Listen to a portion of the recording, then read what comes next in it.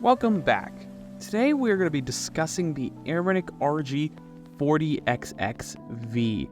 You might be familiar with this device because I had recently discussed this about a week or two ago. The device is finally out. People can purchase it, and overall reception so far from what I've seen from other reviewers is that it's a great device.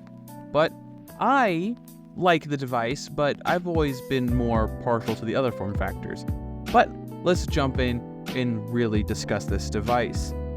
Quick thing though, if you hear a bit of an echo, I'm not recording in the place I usually do, so apologies if that bothers anybody.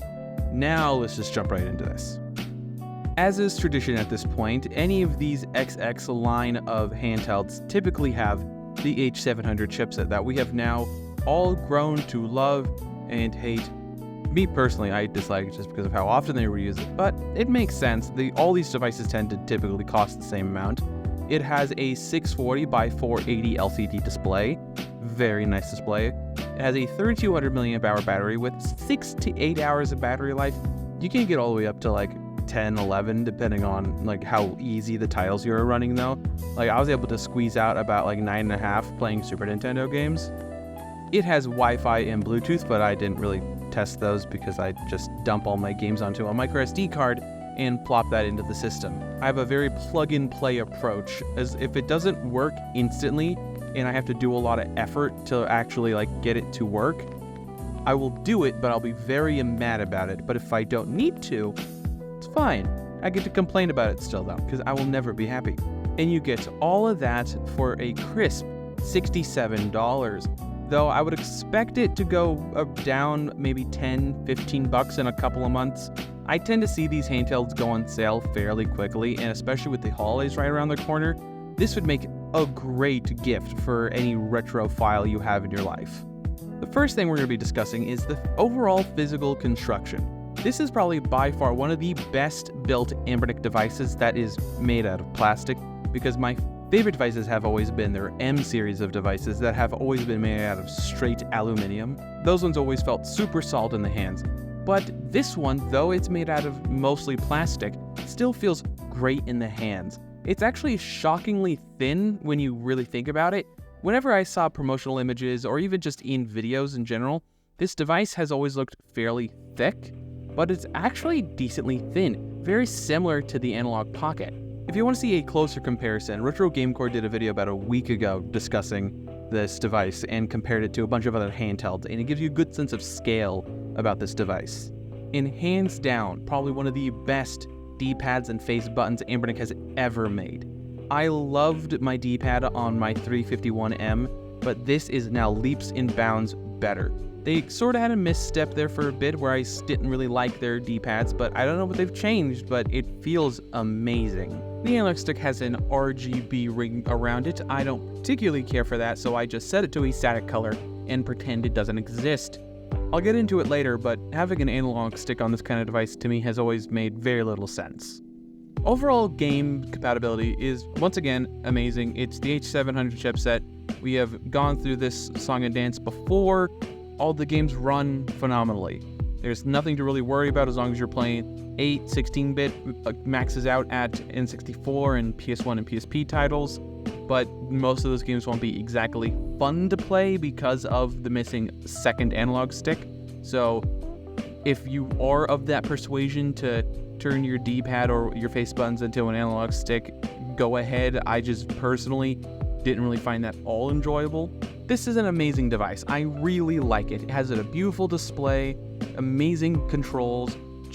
I feel like the people who are going to buy this are the people who already bought something like the Anbernic RG40XX Plus or the original one or the 2024 model.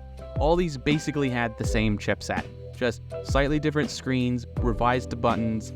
It's just the same handheld, just this time it is a 4-inch screen versus 3.5-inch screen found on those other devices, and the inclusion of an analog stick on this one, but I've already mentioned how it just doesn't make any sense to me. For me, this has become the new default recommendation for people who just want to play the classics from the 8 and 16-bit generation, and they just want it in a really nice form factor that is just optimized for that experience with a really long battery life. The battery life is seriously impressive. But for me personally, I'm mainly going to be waiting for the Anbernic RG40XX when that inevitably comes out at some point. A horizontal version of this would be so much more comfortable for playing 3D titles. But if the Retroid Pocket Mini comes out and it's a truly amazing handheld, I don't honestly see any reason why you would want to buy any of these Anbernic horizontal devices, because that is speculated to have a OLED display and a Snapdragon chip, though that might push it out of the price category that these devices tend to find themselves in.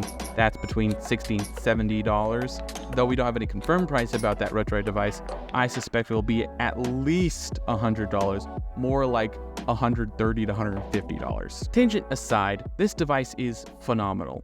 It has an amazing display, stellar design, some of the best controls I've ever seen on an Anbernic device. It gets all dragged down by the standard-based Linux operating system that I have loathed and bemoaned multiple times in these videos. I deeply despise this operating system, but it simply works. It's not very pretty to look at, but it simply gets the job done. When I recommend this device, I would highly recommend those people look into something like MIUI and Garlic OS if that eventually comes to this handheld. It's just all these other third-party firmwares are so amazing, and that is one of the many benefits of these H700 chipsets being so similar, all these handhelds being nearly identical, is that they all have very similar compatibility or very easily converted into other types of handhelds with different firmwares. The huge community support these devices have is amazing, increasing performance, increasing game compatibility. It is truly impressive. Though, like I said before, I'm going to be waiting to get the Anbernic RG40XX because that device just to me makes a lot more sense. I love this device, but I'm not going to hold on to it after this video. I'm going to either pass it on to one of my cousins or relatives or anything like that, or I'll just sell it on. Not entirely sure, but it just doesn't make a lot of sense when there are so many similar handhelds that fit this category. It's truly one of the best out there, but I would simply not recommend it if you already own a device. And if you don't have a device, it's the big one, so if you want the biggest option, sure, this makes the most sense.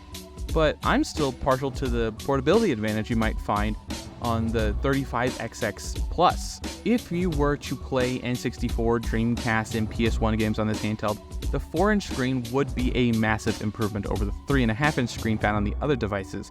Mainly because once you reach this size, you start being able to see the UI, just the world a lot better in those 3D titles. 3.5 inches just feels a little cramped for those titles.